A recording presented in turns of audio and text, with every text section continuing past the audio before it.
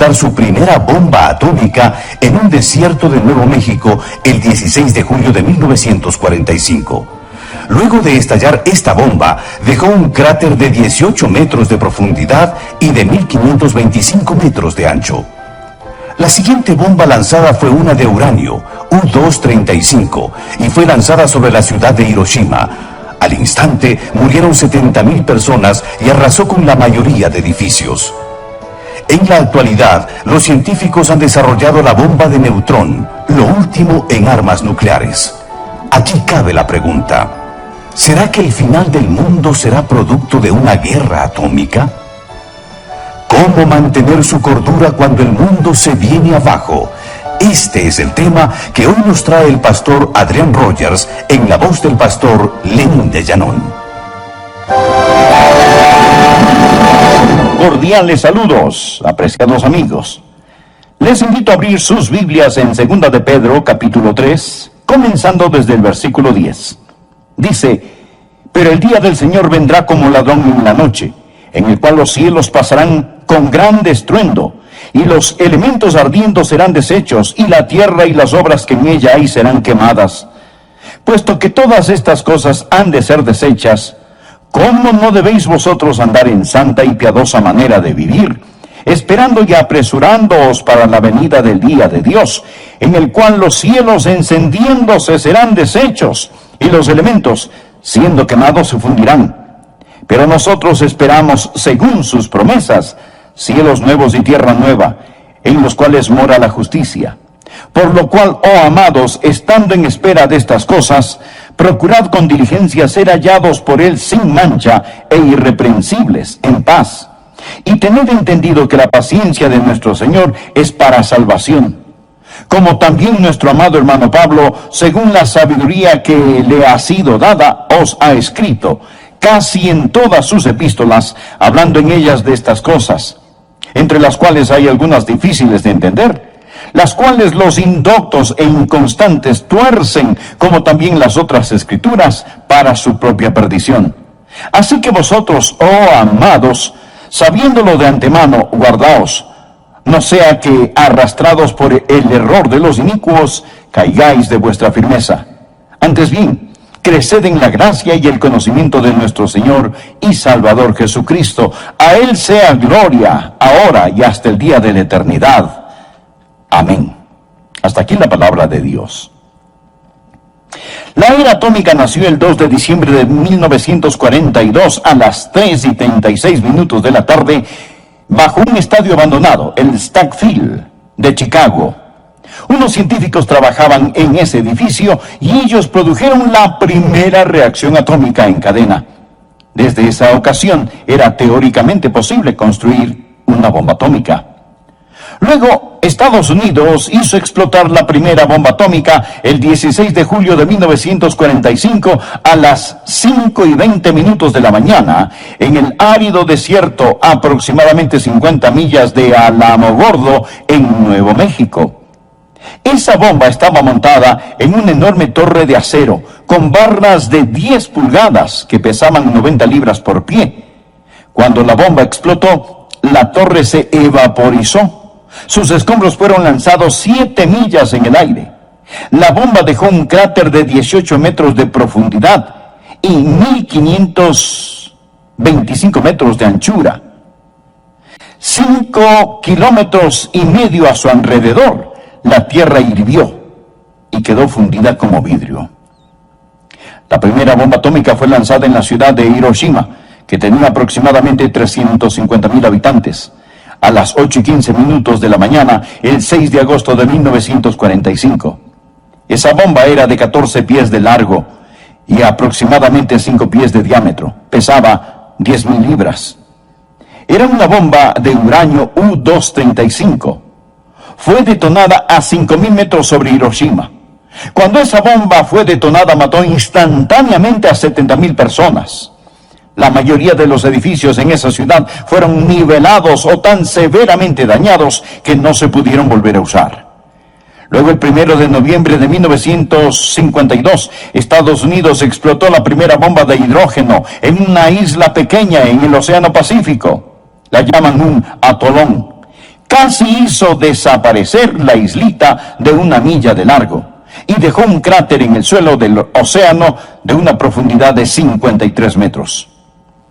Nos dicen que una explosión de la bomba de hidrógeno tiene más poder detonador que todas las bombas que fueron lanzadas en Alemania y Japón en la Segunda Guerra Mundial. Hoy nuestros científicos han desarrollado la bomba de neutrón. Es lo más avanzado en armas nucleares porque deja muy poco residuo de radiación. La idea es que una vez que la bomba sea lanzada y las tropas enemigas sean destruidas, el territorio puede ocuparse rápidamente. Y usted me preguntará, Adrián, ¿vamos a presenciar algo eso? ¿Las naciones y la sociedad que conocemos van a ser aniquiladas por una guerra atómica o neutrónica? Será una explosión atómica o neutrónica, pero creo con todo mi corazón que será Dios quien apretará el botón. Y Dios lo describe en el versículo 10. Leamos nuevamente. Pero el día del Señor vendrá como ladrón en la noche, en el cual los cielos pasarán con gran estruendo, y los elementos ardiendo serán deshechos, y la tierra y las obras que en ella hay serán quemadas. ¿Ve usted la palabra elementos? Los elementos ardiendo serán deshechos. La palabra griega que se traduce elementos habla de los componentes que unen la materia. Y creo que aquí Dios está hablando de la estructura atómica del universo, llamada los elementos. Los propios elementos, los componentes con los cuales se divide la materia, se deshacerán. Mire la palabra desecha en el versículo 11. Puesto que todas estas cosas han de ser deshechas.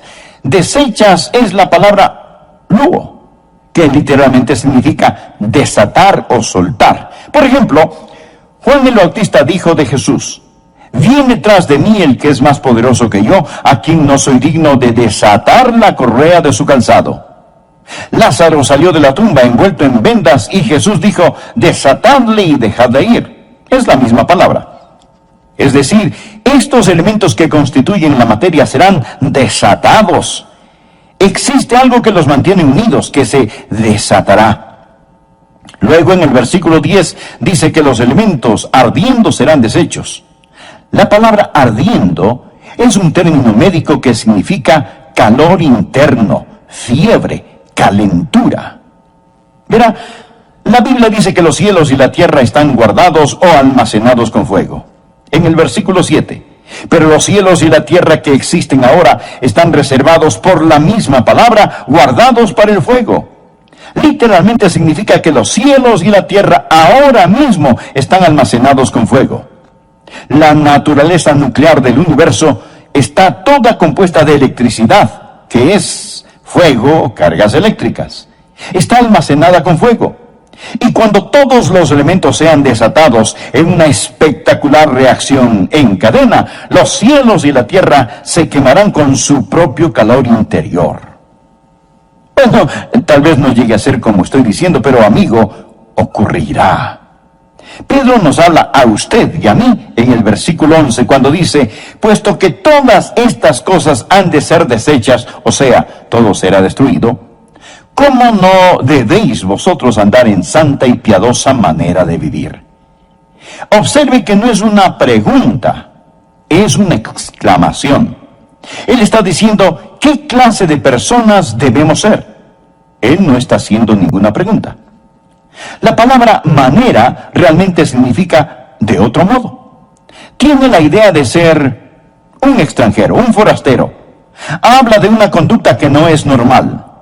Lo que él está diciendo es que cuando nosotros, conociendo lo que sabemos, no podemos ser como todos los demás. Nuestra conducta no es de este mundo. Debemos ser diferentes porque Pedro nos ha dicho que somos extranjeros y peregrinos. Un extranjero no está en su casa y un peregrino está en camino a su casa. Nosotros no somos ciudadanos de la tierra tratando de llegar al cielo, sino que somos ciudadanos del cielo de paso por la tierra. Por ello debemos ser diferentes. Nuevamente la palabra: ¿cómo no debéis vosotros andar en santa y piadosa manera de vivir? Como si fuésemos de otro mundo, nuestra manera de vivir debe ser diferente. Nuestro andar, vestir, caminar, hablar debe ser diferente. No estoy diciendo que debe ser raro, que Dios nos lo permita. Ya tenemos demasiados creyentes raros. No dije raros, sino diferentes, gente peculiar. Si usted es raro, repele a la gente. Pero si es diferente, atraerá a las personas, porque quieren saber lo que le hace diferente, quieren saber qué le ayuda a sobrellevar las cargas de este mundo. Luego nos dice que debemos andar santa y piadosamente. La palabra santa habla de nuestro carácter y piadosamente habla de nuestra conducta. Esa es la manera en que nosotros debemos vivir. Pero cuando se habla de santidad, muchos se ponen nerviosos. Es decir, si le pregunto a mi congregación, ¿cuántos quieren ir al cielo? ¿Cuántos quieren ser felices? ¿Cuántos desean estar saludables? ¿Cuántos desean tener riquezas? ¿Cuántos anhelan ser sabios? Levanten su mano. Todos queremos todas estas cosas, pero no muchas personas dirán, yo quiero ser santo. La palabra santo pone un poco nerviosos a los creyentes y a los no creyentes los ofenden. A este mundo no le gusta la palabra santo. De hecho, cuando se quieren burlar de usted, lo llaman santulón o santurrón. Ellos ridiculizan la santidad. ¿Cómo no debéis vosotros andar en santa y piadosa manera de vivir? Habla de nuestra conducta. ¿Qué significa literalmente la palabra santo? Significa estar separado, ser diferente, apartarse para un propósito especial. Yo no me pertenezco a mí mismo. No soy mi propio dueño. Yo pertenezco al Señor. La santidad no es tener una actitud de superioridad hacia otros, simplemente ser diferente. La santidad no es tampoco estar enclaustrado en un monasterio o convento. No significa retirarse. El ser santo significa ser diferente a las personas de este mundo. De hecho, significa ser como Dios. Pedro nos dice lo que significa en 1 de Pedro capítulo 1, versículo 15. No es difícil de entender si usted lee la palabra de Dios. Dice, como aquel que os llamó es santo, sed también vosotros santos en toda vuestra manera de vivir. Dios es santo. Y el ser santo, por consiguiente, es simplemente ser como Dios. A su vez, leamos 2 de Pedro capítulo 3, versículo 11. Puesto que todas estas cosas han de ser deshechas, ¿cómo no debéis vosotros andar en santa y piadosa manera de vivir? Ahora, ¿qué es la piedad? Es simplemente estar consagrado y agradar a Dios. Si usted agrada a Dios, no importa a quién desagrade. Pero si desagrada a Dios, no importa a quién usted agrade. Nosotros debemos ser piadosos, es decir, agradar a Dios con nuestra manera de vivir. Hasta ahora solo he mencionado la introducción del mensaje. ¿Cómo mantener una cordura cuando el mundo se viene abajo? Pedro nos da 5 puntos que quiero que estudiemos. Pedro nos está preguntando qué clase de personas debemos ser al saber lo que va a suceder. Que un día todo esto con lo que el hombre sueña, hace planes y ha vendido su alma por alcanzar, va a terminar en plasma fundida. Puesto que todas estas cosas han de ser deshechas, ¿cómo no debéis vosotros andar en santa y piadosa manera de vivir? Su carácter y su conducta. Luego describe esa conducta y sus 5 componentes. ¿Qué tipo de persona debe ser usted? Primero, usted necesita ser una persona que espere su venida. Mire el versículo 12. Esperando y apresurándoos para la venida del día de Dios. Versículo 13. Pero nosotros esperamos, según sus promesas, cielos nuevos y tierra nueva. Versículo 14. Por lo cual, oh amados, estando en espera de estas cosas, procurad con diligencia ser hallados por Él, sin mancha e irreprensibles. ¿Lo ve? La palabra esperar es anticipación y expectativa. Todo creyente debe estar esperando la venida de Jesucristo hoy. Hoy. Su venida es inminente. En Mateo 24, versículo 36, Jesús dijo, pero el día y la hora nadie sabe, ni aun los ángeles de los cielos, sino solo mi Padre. Si alguien intenta ponerle fecha a la segunda venida de Jesucristo, simplemente hágale conocer este versículo. Ahora el versículo 38. Porque como en los días antes del diluvio estaban comiendo y bebiendo, casándose y dándose en casamiento, hasta el día en que Noé entró en el arca, y no entendieron hasta que vino el diluvio y se los llevó a todos, así será también la venida del Hijo del Hombre. Las personas estaban llevando sus vidas como de costumbre. Y de repente vino el diluvio y entonces fue demasiado tarde. Pedro nos dice que sucederá igual cuando Jesucristo regrese. Versículo 42. Velad pues, porque no sabéis a qué hora ha de venir vuestro Señor. Usted no sabe el día, usted no sabe la hora. Mi estimado amigo, esta puede ser la hora. Él está diciendo que velemos.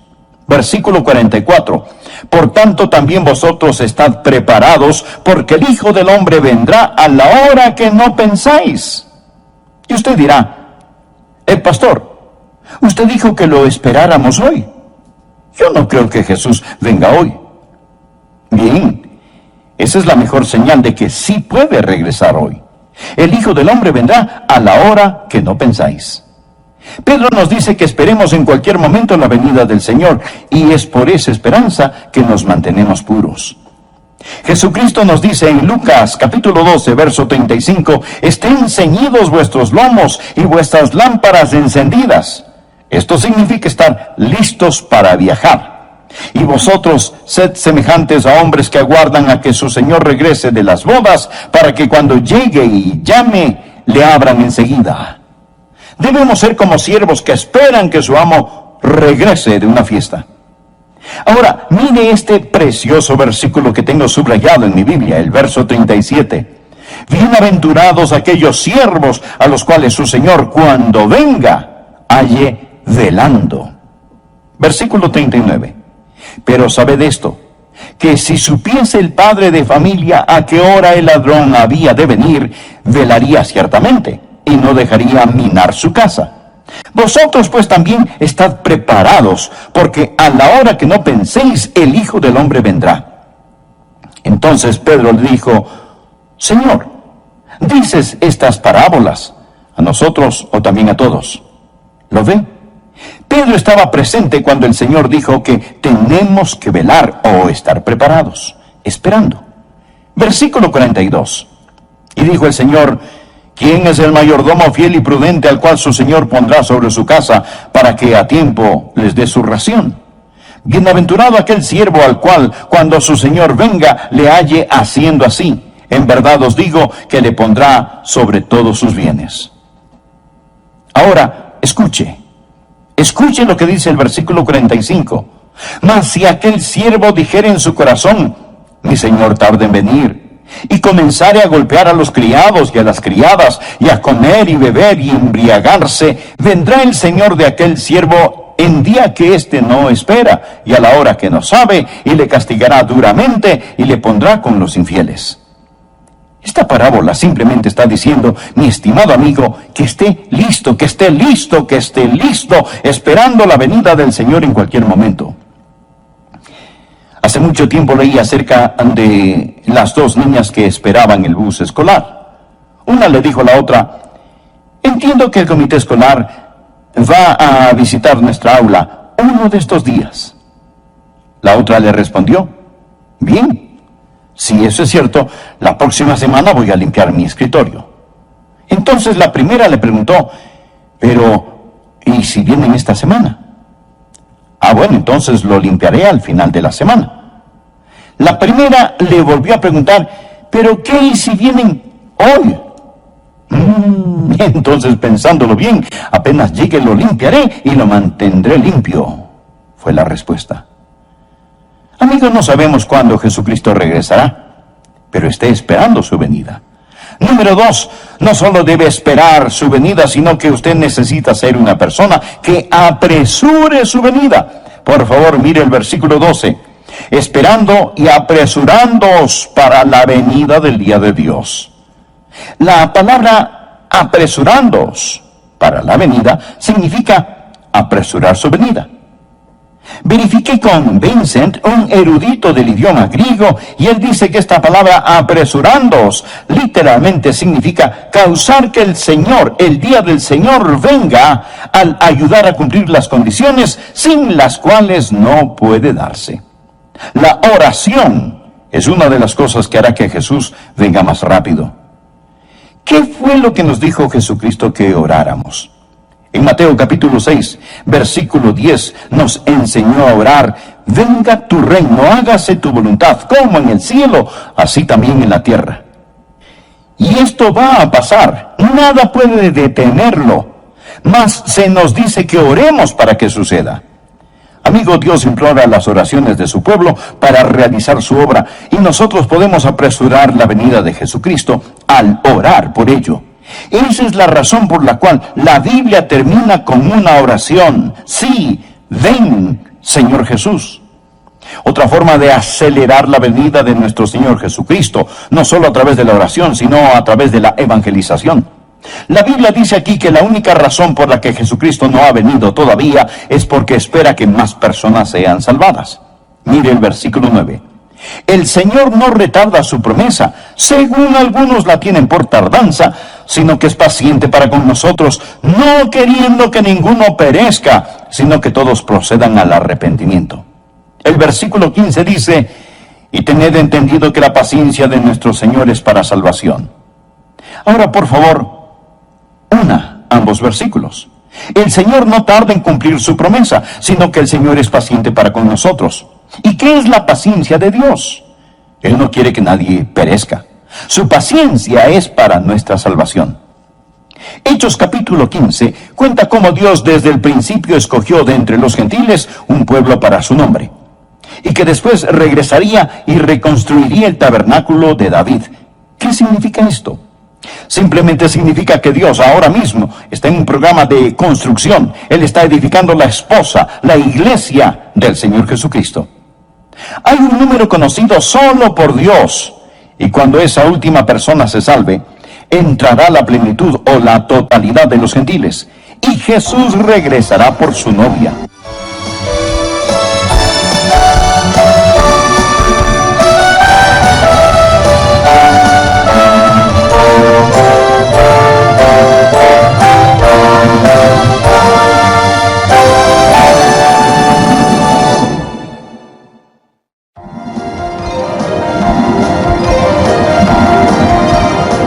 Nosotros no somos ciudadanos de la tierra tratando de llegar al cielo, sino que somos ciudadanos del cielo de paso por la tierra. Por ello debemos ser diferentes. Nuevamente la palabra: ¿cómo no debéis vosotros andar en santa y piadosa manera de vivir?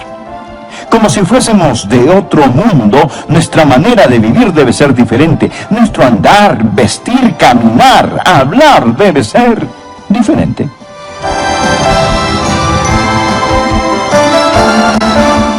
Hola y bienvenidos a El Amor que Vale, con el profesor y pastor Dr. Adrián Rogers en la voz del pastor Lenín de Llanón. 1942 fue el año en el que un grupo de científicos produjeron la primera reacción en cadena e hicieron posible la construcción de la bomba atómica. En julio de 1945, la primera bomba atómica estalló y el 6 de agosto de ese mismo año, la bomba de uranio mató al instante 70.000 personas. En noviembre de 1952, explotó la primera bomba de hidrógeno en una pequeña isla del Pacífico. Provocó un cráter en el suelo del océano de 53 metros de largo. La bomba de hidrógeno tiene más poder detonador que todas las bombas que fueron lanzadas en la Segunda Guerra Mundial juntas. La industria de las armas nucleares continúa. El punto es que si el fin del mundo se produce por una explosión atómica, seguro que esos botones estarán bajo el control del Señor. Hoy continuamos con la segunda parte del tema: ¿cómo mantener su cordura cuando el mundo se viene abajo? Enseguida, el doctor Adrián Rogers, en la voz del pastor Lenín de Llanón.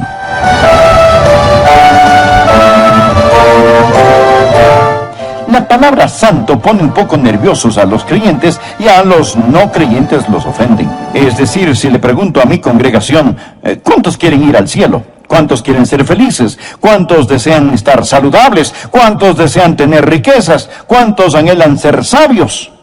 Levanten su mano. Todos queremos todas estas cosas, pero no muchas personas dirán: yo quiero ser santo. La palabra santo pone un poco nerviosos a los creyentes y a los no creyentes los ofenden. A este mundo no le gusta la palabra santo. De hecho, cuando se quieren burlar de usted lo llaman santulón o santurrón. Ellos ridiculizan la santidad. ¿Cómo no debéis vosotros andar en santa y piadosa manera de vivir? Habla de nuestra conducta. ¿Qué significa literalmente la palabra santo? Significa estar separado, ser diferente, apartarse para un propósito especial. Yo no me pertenezco a mí mismo. No soy mi propio dueño. Yo pertenezco al Señor. La santidad no es tener una actitud de superioridad hacia otros. Simplemente ser diferente. La santidad no es tampoco estar enclaustrado en un monasterio o convento. No significa retirarse. El ser santo significa ser diferente a las personas de este mundo. De hecho, significa ser como Dios. Pedro nos dice lo que significa en 1 de Pedro capítulo 1, versículo 15.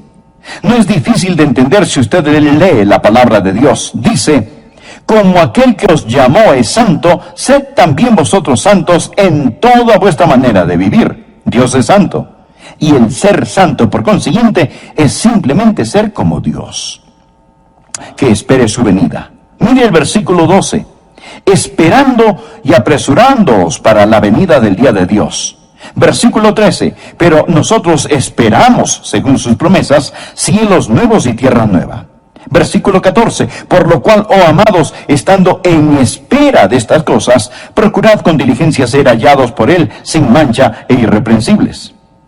¿Lo ve? La palabra esperar es anticipación y expectativa. Todo creyente debe estar esperando la venida de Jesucristo hoy.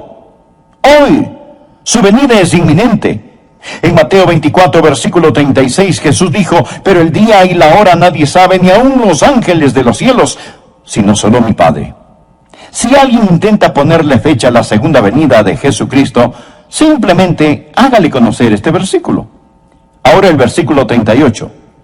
Porque como en los días antes del diluvio estaban comiendo y bebiendo, casándose y dándose en casamiento, hasta el día en que Noé entró en el arca, y no entendieron hasta que vino el diluvio y se los llevó a todos, así será también la venida del Hijo del Hombre.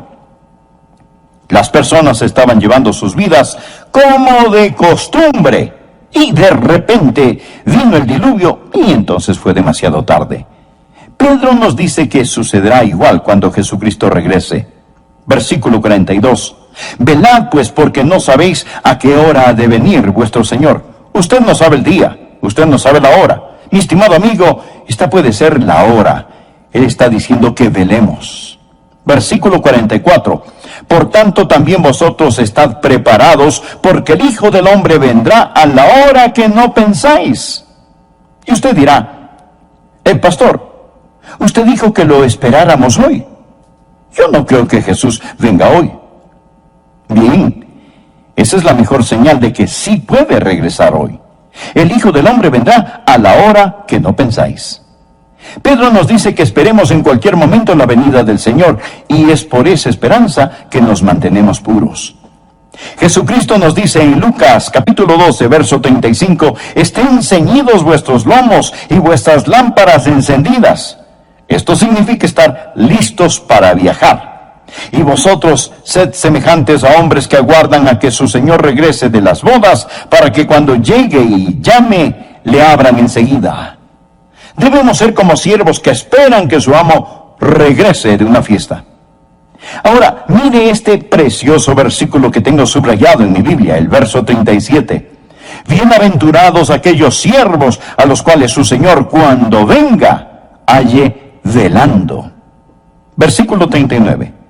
Pero sabed esto, que si supiese el padre de familia a qué hora el ladrón había de venir, velaría ciertamente, y no dejaría minar su casa.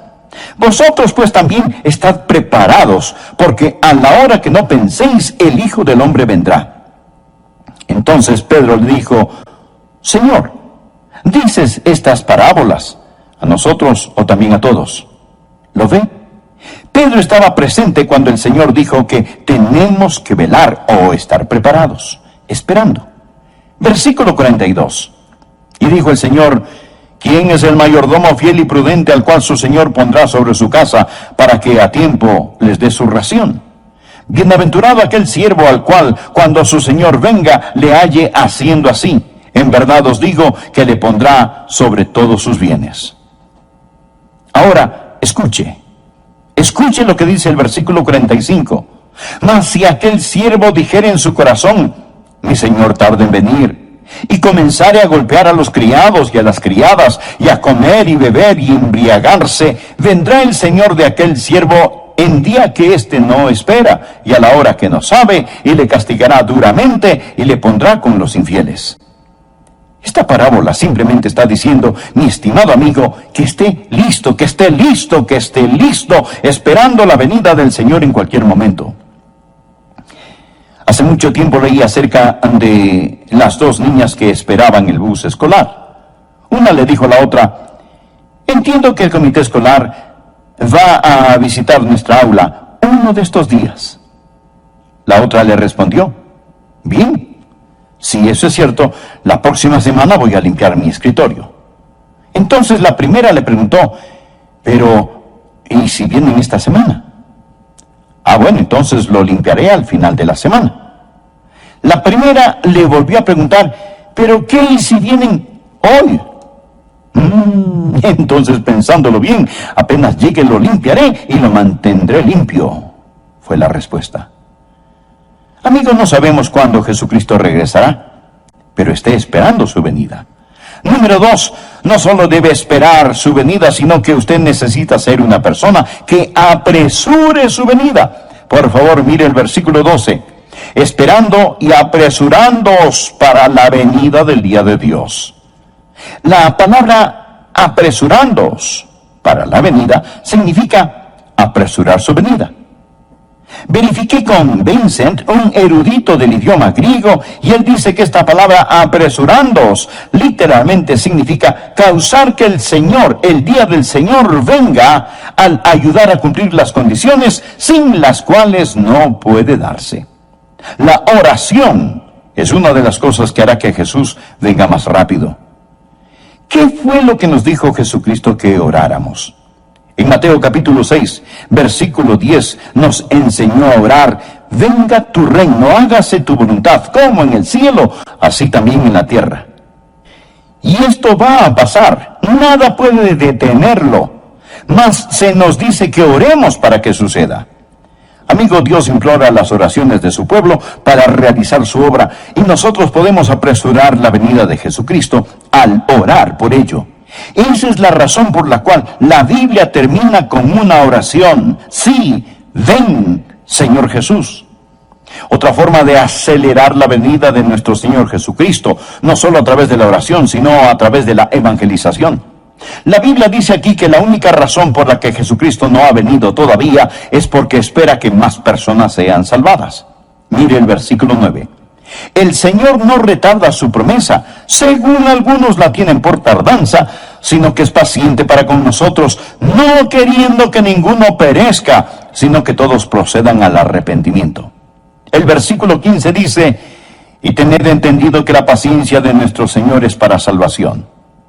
Ahora, por favor, ambos versículos. El Señor no tarda en cumplir su promesa, sino que el Señor es paciente para con nosotros. ¿Y qué es la paciencia de Dios? Él no quiere que nadie perezca. Su paciencia es para nuestra salvación. Hechos capítulo 15 cuenta cómo Dios desde el principio escogió de entre los gentiles un pueblo para su nombre, y que después regresaría y reconstruiría el tabernáculo de David. ¿Qué significa esto? Simplemente significa que Dios ahora mismo está en un programa de construcción. Él está edificando la esposa, la iglesia del Señor Jesucristo.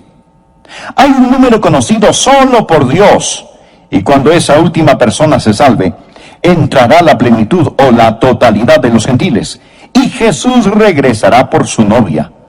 Tal vez hoy se salve la última persona. ¿Quién sabe, amigo? Puede ser quizás usted al escuchar este mensaje. Debemos trabajar por su venida, principalmente a través de la oración. Sí, ven, Señor Jesús. Y el ganar almas o evangelización, porque cuando traemos almas a Cristo, aceleramos su regreso. Número 3. No solo debemos esperar y apresurar su venida, sino que usted necesita ser una persona viva por su venida. Veamos el versículo 14. No dice sin pecado, no dice puro, ninguno es sin pecado. Si decimos que no tenemos pecado, nos engañamos a nosotros mismos y la verdad no está en nosotros. Pero sí podemos ser irreprensibles.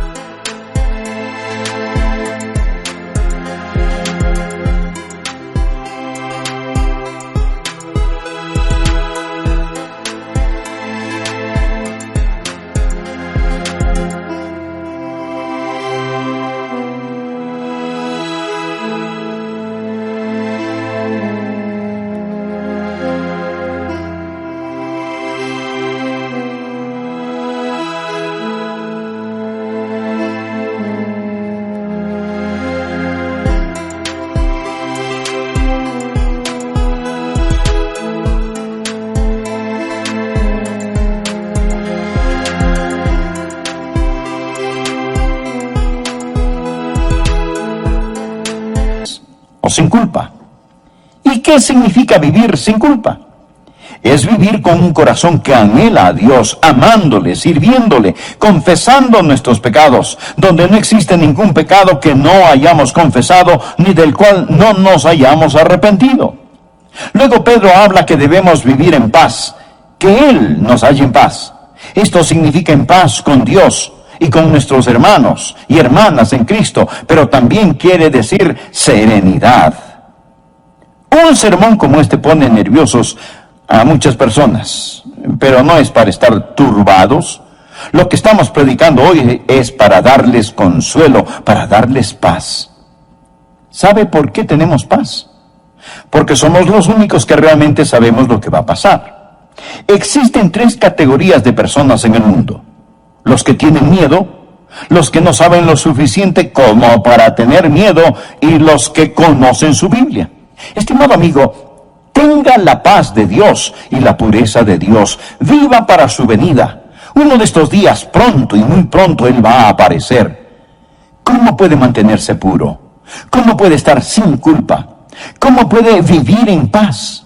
La única manera que yo conozco es fijando su mirada en Jesús. Leí acerca de un atleta, el señor Blondin. Él era un equilibrista que ataba un alambre a lo largo de las cataratas del Niágara. Y sobre las rugientes cataratas, este hombre caminaba sin una red de seguridad sobre ese alambre de un extremo a otro. En una entrevista le preguntaron que cuál era su técnica. Él respondió: yo pongo una gran estrella plateada sobre la otra plataforma a la cual camino, y nunca quito mi mirada de esta. Necesitamos poner nuestra mirada en el Señor Jesucristo y no quitarla, porque la Biblia dice: y todo aquel que tiene esta esperanza en Él se purifica a sí mismo, así como Él es puro. Y esa es la forma en que debemos estar viviendo en estos últimos días, viviendo por su regreso. Cuarto, no solo debemos vivir por su venida, sino que usted necesita ser una persona que estudia acerca de su venida. Versículo 16. Casi en todas sus epístolas, hablando en ellas de estas cosas, Pablo escribió sobre esto una y otra vez, entre las cuales hay algunas difíciles de entender, las cuales los indoctos e inconstantes tuercen, como también las otras escrituras, para su propia perdición. No piense que usted puede tomar una Biblia, hojear sus páginas y entenderla. Oh, no, de ninguna manera. Pedro dice que Pablo escribió sobre la segunda venida de Jesús, pero Simón Pedro, un apóstol lleno del Espíritu Santo, dijo que hay algunas cosas difíciles de entender. ¿Ha tenido usted alguna vez dificultad en entender las Escrituras? Permítame decirle, mi amigo, que está en buena compañía. Simón Pedro dijo: hay algunas difíciles de entender, pero ahora preste atención, las cuales los indoctos e inconstantes tuercen, como también las otras escrituras, para su propia perdición. Los indoctos o ignorantes e inconstantes o inestables a veces tuercen las escrituras. La palabra tuercen literalmente significa poner a una persona en un potro de tortura como se hacía en los tiempos medievales. Es lo que algunos hacen con la palabra de Dios. Ellos usan su propia cámara personal de tortura, con su ignorancia y su inestabilidad, y toman la palabra de Dios y la tuercen. Usted puede hacer que la Biblia diga lo que sea. La ilustración clásica.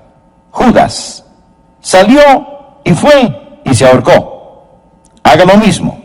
Y lo que vas a hacer, hazlo más pronto. Todas estas son escrituras. Pero la Biblia no dice que se ahorque. Esto es torcer la Biblia para hacer que diga lo que no dice. No solo debemos esperar, apresurar su venida y vivir por su venida, mas también necesitamos estar aprendiendo acerca de su venida. En 2 de Timoteo leemos: procura con diligencia presentarte a Dios aprobado como obrero que no tiene de qué avergonzarse, que usa bien la palabra de verdad. Porque con la palabra no se juega. Mire lo que dice: entre las cuales hay algunas difíciles de entender, las cuales los indoctos e inconstantes tuercen, como también las otras escrituras. Ahora escuche: para su propia perdición. Usted está jugando con dinamita. Esta explotará y lo destruirá. Es una espada de dos filos. Es un condimento de vida para vida o de muerte para muerte. Por último, usted necesita ser una persona que mantiene su firme posición hasta su venida. Versículo 17. Así que vosotros, oh amados, sabiéndolo de antemano, guardaos, no sea que arrastrados por el error de los inicuos, caigáis de vuestra firmeza. Aférrese a la palabra de Dios, manténgase firme, siga la trayectoria correcta, no caigáis de vuestra firmeza. Ahora bien, Él no habla de caer de vuestra salvación. Él está hablando de caer de su firme posición. ¿Y cómo logramos no caer de nuestra firme posición? Versículo 18. Antes bien, creced en la gracia y el conocimiento de nuestro Señor y Salvador Jesucristo. A Él sea gloria ahora y hasta el día de la eternidad. Amén. ¿Sabe cuál es la forma de no caer de su firmeza? Creced en la gracia y el conocimiento. En el idioma griego literalmente dice: siga creciendo, simplemente siga creciendo. Crezca en gracia y crezca en conocimiento. La gracia sin el conocimiento lo hará demasiado suave, y el conocimiento sin gracia lo hará demasiado duro. Creced en la gracia y el conocimiento de nuestro Señor y Salvador Jesucristo. Amigos, lo que le pasa a mucha gente es que pasan adelante, se salvan y luego se duermen. Y con razón se caen. Ellos no siguen creciendo. Siga creciendo en la gracia y el conocimiento de nuestro Señor y Salvador Jesucristo. Amo la conclusión de este versículo. A Él sea gloria ahora y hasta el día de la eternidad. Amén. ¿Está usted listo para la venida de Jesucristo? ¿Lo está? Alístese, prepárese. Puesto que todas estas cosas han de ser deshechas, ¿cómo no debéis vosotros andar en santa y piadosa manera de vivir, esperando y apresurándoos para la venida del día de Dios? Si usted solo vive para este mundo, amigo,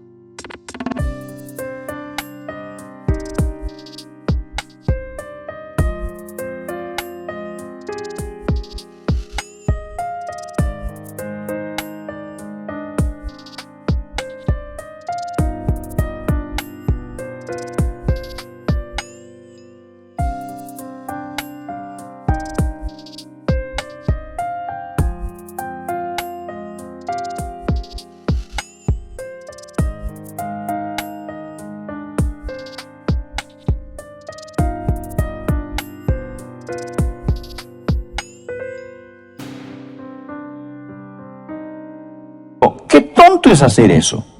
Si sigue a Satanás, está siguiendo a un perdedor. Los reinos de este mundo se convertirán en los reinos de nuestro Dios Jesucristo. A Él sea la gloria ahora y hasta el día de la eternidad. Amén. Amigo, no siga